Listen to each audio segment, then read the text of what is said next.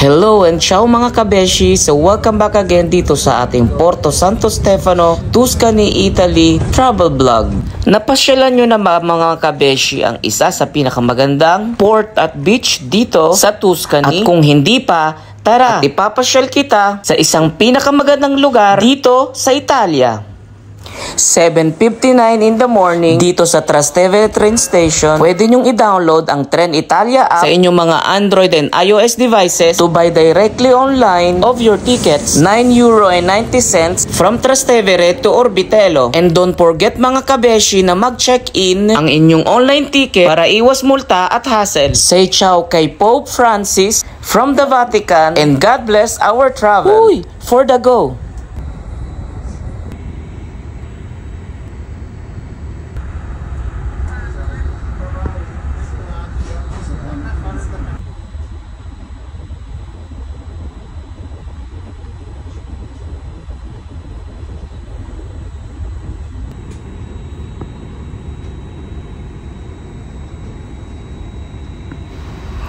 Finally mga kabeshi, we're almost arriving sa ating destination. Another 15 minutes more at andito na tayo. Finally arrived safe and sound. Thank you Lord. Let's go! Paunahang makalabas dito sa train station at kung sinong mahuli ay may tais sa puwet. Charis! Eme!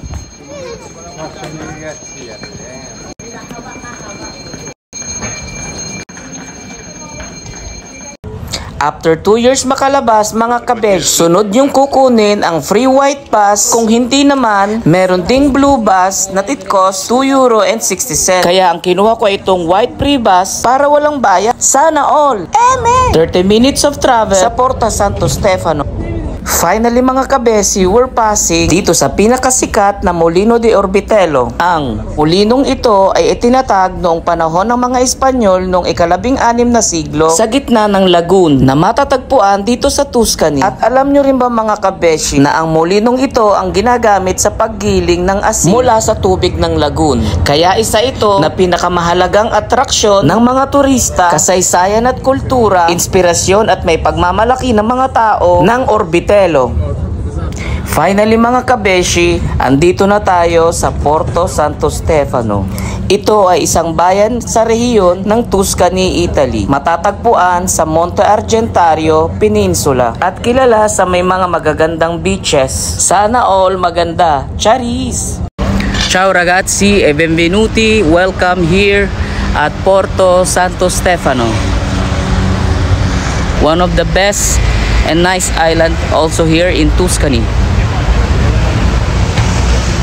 Alam nyo rin ba mga kabeshi, dito sa port ng Santo Stefano ay maaari kayong mag-embark sa iba't ibang island gaya ng Island of Giglio. 1 hour of travel sa boat, isa rin sa pinakamagandang island dito sa Tuscany.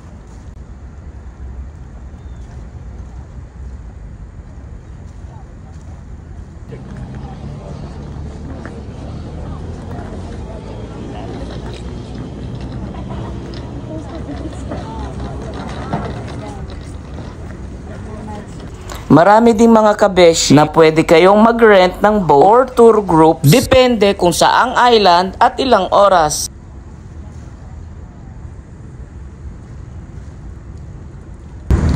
Comune di Monte Argentario. Ayan. Tara mga kabeshi at ating pang i-explore ang isa sa pinakamagandang port with lots of restaurants, coffee bar, and shopping store dito sa Tuscany, Italy.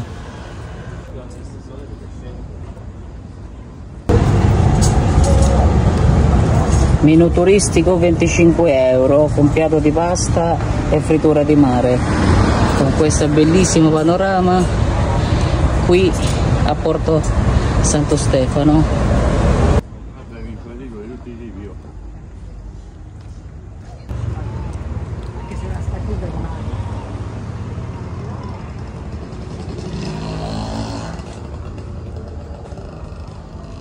Bella.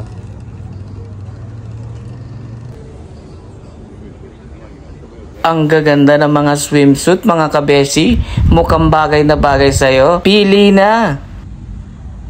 Tara na mga kabeshi at bili na rin tayo ng magagandang souvenir. Calamite. Ci sono pure altre roba. Ecco.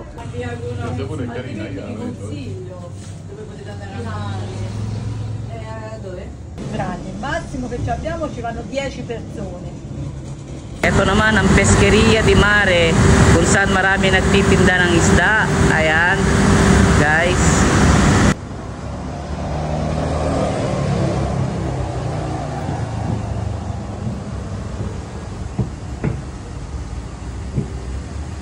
Daming isda. Ayan.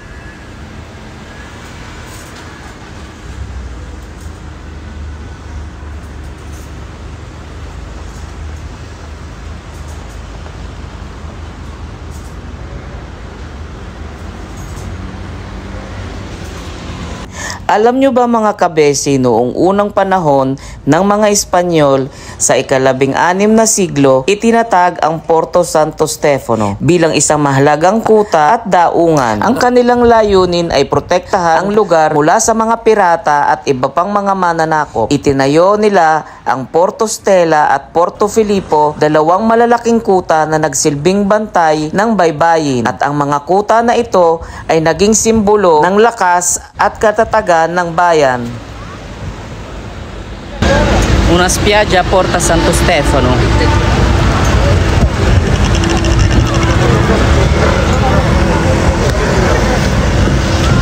Sobra talaga ang init. Tara mga kabeshi, ligo na tayo. Ready ka na bang mag-bathing suit? At i-ready nyo na ang maiitim nyong kuyukot with SPF 50 at makipagsabayan sa kaseksihan ng mga Italian. For the go na ang person. Eme!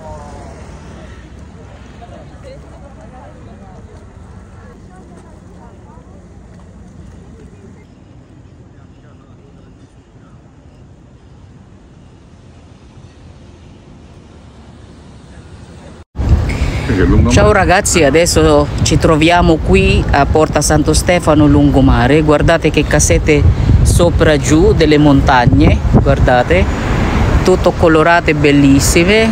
Eccolo là, guarda, guarda, ci sono pure bellissime palme, pieno di barche dell'uso, eccolo lì, che vanno con tutta isola di questo mare di Santo Stefano. Tara mga kabeshi at ati pang i-explore ang magandang kasaysayan dito sa Porta Santo Stefano. Alam nyo ba mga kabeshi, sa kalagitnaan ng ika-20 siglo, nasira ang malaking bahagi ng bayan dahil sa pambobomba noong ikalawang digmaang pandaigdig. At ito rin mga kabeshi ang isa sa mga simbolo ng mga taong namatay noong September 12, 1988 sa trahedya na humantong at kumitil na maraming buhay. Kalakas na bagyo na walang tigil ang nagdulot ng landslide at pagbaha. Maraming pamilya ang naipit at nangailangan ng tulong. Subalit sa kabila ng lahat, nakatakas ang mga tao sa maagap na pagresponde ng mga voluntaryo. Ginabayan sila ng isang ilaw na tila nangangaling sa kalangitan, isang simbolo ng pag-asa at determinasyon. At dahil sa mga kabayanihan ng mga voluntaryo noong araw na iyon, itinatag ang Protezione Civile sa Monte Argentario. Sila ay naging simbolo ng lakas at pagkakaisa ng isang komunidad, handang maglingkod, magbigay ng proteksyon sa lahat ng panahon sa iba pang bahagi ng Italia at naging pundasyon ng isang malawak na samahan ng mga tagapagligtas. Ang kanilang kwento ay nagsilbing inspirasyon. Ang alamat o ang kwentong ito ay nagsisilbing paalaala sa harap ng sakuna. Ang pagkakaisa at pagtutulungan ang laging nananaig. Ang bawat isa ay may papel na ginagampanan sa pagtulong sa kapwa at sa pagbuo na maligtas ang maunlad na komunidad. Sa kabila ng unos at diwa at pagtutulungan, ang tunay na ilaw na nagliligtas sa atin. Ito ang alamat ng Protezione Civile sa Monte Argentario, isang kwento ng pag-asa at kabayanihan na patuloy na nagbibigay inspirasyon sa ating lahat.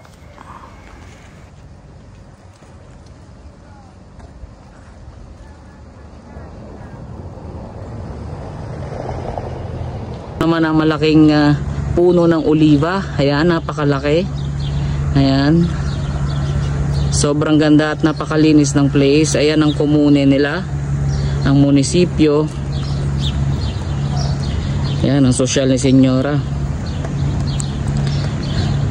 At everywhere yan, nilalagyan nila ng mga pangkina o yung mga upuan. So sa gabi, pwede kayong maupo dyan habang pinagmamasdan ng magandang dagat dito sa Porta Santo Stefano. Ayan, marami ding restaurant, bar, cafe na pwede nyo pagpilian. Then marami din silang yacht na pwede kayong mag-rent at saka ng mga boat. Ayan, tinan nyo, may mga cactus, iba't ibang klaseng halaman. Ayan. Dito lang sa malapit sa port ng Porta Santo Stefano. And then kada gabi, ayan, meron silang show dito. Ayan, so parang may entertainment na ginagawa. Then ayan ang simbahan nila. And then ito guys, ang Comune di Monte Argentario qui a Porta Santo Stefano. Ayan.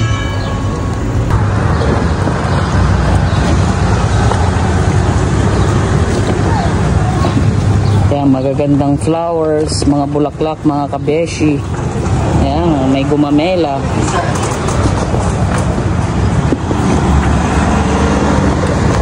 Daming magagandang fiori.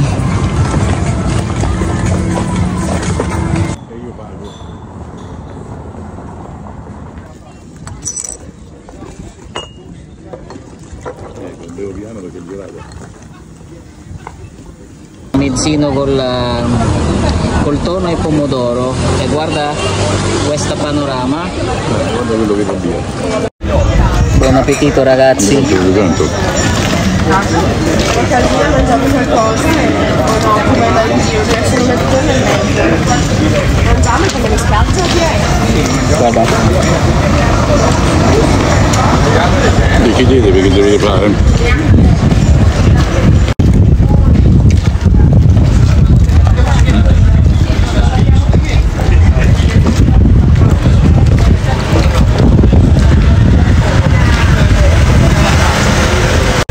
Last bite.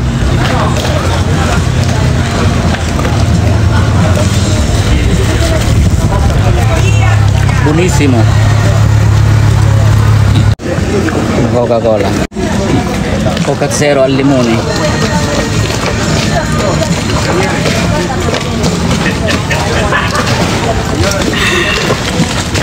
Buonissimo.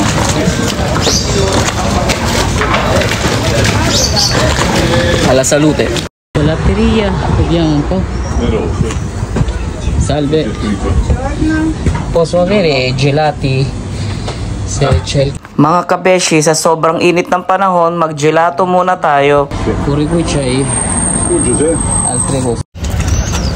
Gelato, bacio e poi caramello. Buonissimo. Ciao mga kabesi. So for today's video, samahan nyo ako at ipapakita ko sa inyo ang hidden gem beach dito sa Porta Santo Stefano. Tara na!